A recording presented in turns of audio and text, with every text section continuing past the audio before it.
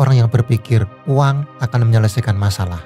Tapi nyatanya tanpa ilmu mengelola, uang justru memperbesar lubang yang ada. Hari ini saya ingin berbagi 7 rahasia sederhana yang diam-diam digunakan orang-orang sukses untuk mengelola uang dengan baik. Simak videonya sampai selesai.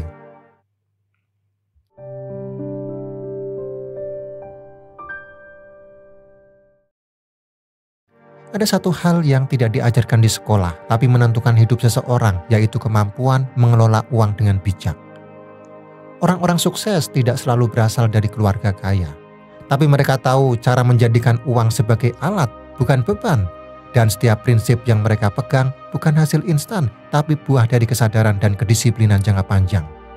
Sekarang mari kita pelajari 7 rahasia yang bisa kamu tanam mulai hari ini agar hidupmu lebih terarah secara finansial. Yang pertama, menyusun anggaran seperti kompas hidup.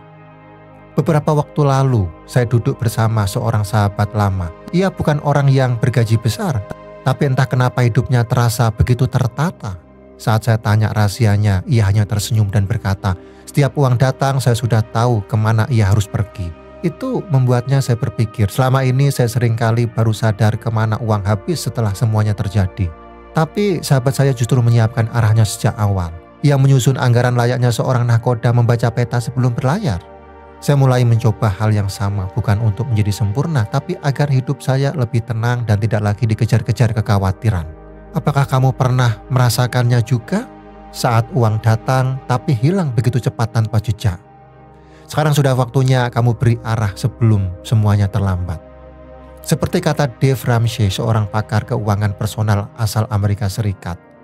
Anggaran itu bukan penjara, justru ia adalah kebebasan karena kamu tahu apa yang harus kamu kendalikan, bukan sebaliknya. Yang kedua, menabung bukan karena sisa, tapi karena prioritas.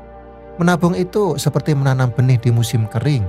Tidak terlihat hasilnya saat itu juga, tapi ketika musim hujan datang, benih itu tumbuh menjadi perlindungan yang tak ternilai. Kita hidup di dunia yang tidak selalu cerah. Kadang datang angin kencang, hujan deras, bahkan badai yang tidak kita duga.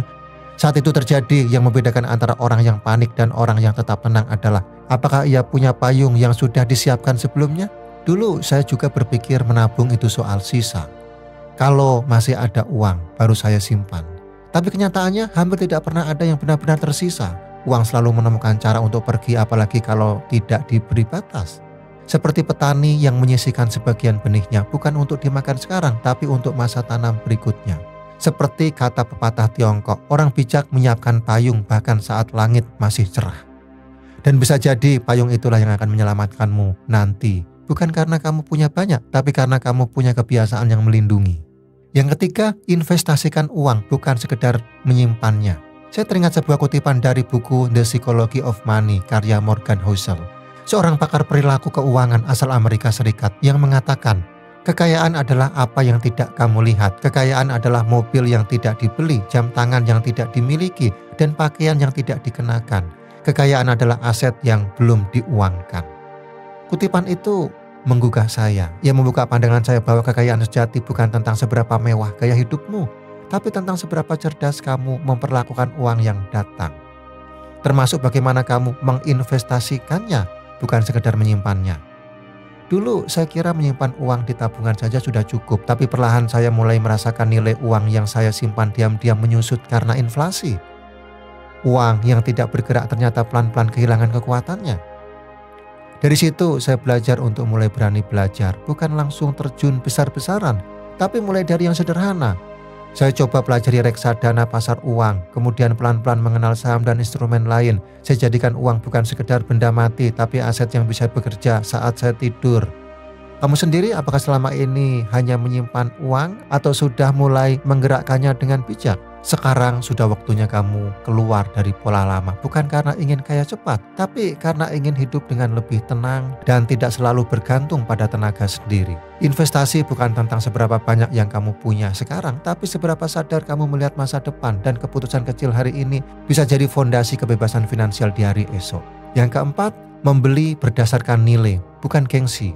Beberapa waktu lalu saya melihat seorang rekan kerja yang baru saja mengganti motornya, bukan karena motornya rusak, tapi katanya biar kelihatan lebih layak saja pas ketemu klien. Padahal motor lamanya masih sangat baik dan hemat bahan bakar. Yang baru ini memang lebih mengkilap, tapi cicilannya 2 kali lipat.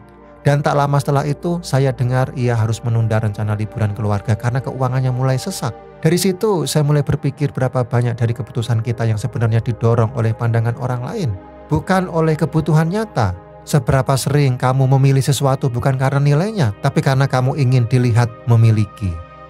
Saya pernah ada di posisi itu, membeli sepatu mahal yang akhirnya jarang saya pakai, membeli gadget terbaru padahal fungsi dasarnya tidak berbeda jauh. Tapi hidup mengajarkan semakin sederhana niatmu, semakin besar ketenangan yang bisa kamu rasakan.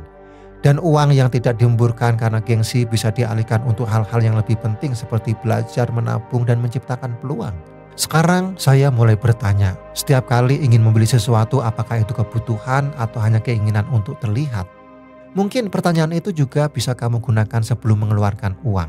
Karena kadang yang paling kamu butuhkan bukan pengakuan orang lain, melainkan kedamaian batin karena memilih dengan bijak. Yang kelima, terus belajar dan evaluasi keuangan. Sekarang ini belajar tentang keuangan sudah tidak harus duduk berjam-jam membaca buku tebal atau mengikuti kelas mahal. Banyak konten finansial yang tersebar di media sosial, podcast, bahkan video pendek yang bisa kamu akses kapan saja dan di mana saja. Tren edukasi keuangan digital ini membuka peluang besar bukan hanya untuk tahu lebih banyak, tapi juga untuk bertindak lebih bijak. Saya sendiri mulai terbiasa mendengarkan podcast finansial saat macet di jalan. Beberapa menit saja, tapi ada satu dua kalimat yang mengubah cara saya memandang uang. Bukan hanya soal bagaimana mencari lebih banyak, tapi bagaimana memahami alirannya, mengendalikan kebiasaan, dan memperbaiki keputusan. Tapi saya juga menyadari, tidak semua orang memanfaatkan tren ini. Masih banyak yang merasa mengelola uang itu rumit atau cukup mengikuti cara lama yang diwariskan dari orang tua tanpa pernah ditinjau ulang. Padahal dunia sudah berubah, harga-harga berubah, dan caramu mengatur uang pun perlu ikut menyesuaikan. Sekarang sudah saatnya kamu bertanya apakah sistem keuangan pribadi yang selama ini kamu jalani masih relevan atau justru membuatmu terus merasa tertinggal dan kewalahan. Tren ini bukan sekedar gaya hidup modern, ini adalah kesempatan untuk bertumbuh. Seperti kata Benjamin Franklin, seorang pakar manajemen uang asal Amerika Serikat, investasi terbaik adalah investasi pada pengetahuan.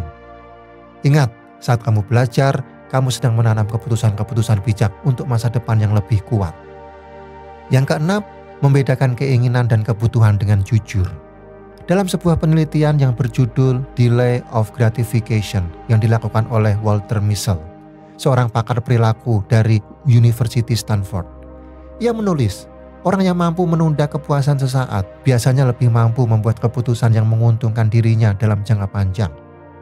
Kutipan ini sangat relevan dengan kebiasaan membedakan keinginan dan kebutuhan.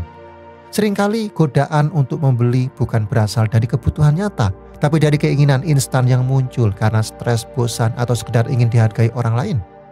Saya pun pernah berada di titik itu, ingin membeli sesuatu hanya karena sedang merasa kosong atau tertekan. Tapi saat saya mulai menerapkan prinsip ini, maka bertanya dulu sebelum membeli. Saya mulai merasakan ketenangan yang berbeda.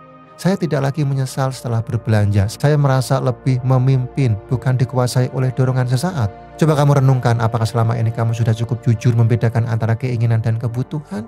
Ataukah kamu masih sering mengikuti dorongan hati yang tidak benar-benar kamu perlukan?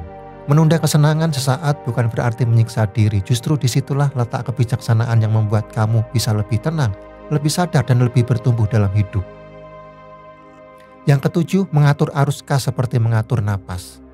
Saya teringat pada pemikiran Lao Tzu, seorang filsuf besar dari Tiongkok kuno. Salah satu kutipan terkenalnya berbunyi, orang bijak adalah seperti air. Ia mengalir ke tempat yang rendah, tenang, dan tidak pernah memaksakan arah. Pemikiran itu relevan sekali jika kita hubungkan dengan bagaimana orang-orang sukses memperlakukan keuangannya. Mereka tidak kaku, tapi juga tidak ceroboh. Mereka mengatur arus kas seperti mengatur napas, masuk dan keluar dengan ritme yang tenang, tidak terburu-buru tapi juga tidak menunda hal penting. Kamu bisa mulai dari hal kecil, misalnya dengan mencatat pengeluaran harian atau membuat alokasi yang jelas setiap kali menerima penghasilan. Bukan untuk membatasi hidupmu, tapi justru untuk menghadirkan ruang yang lebih luas, seperti napas yang saat diatur dengan baik bisa membawa ketenangan dalam tubuh dan pikiran.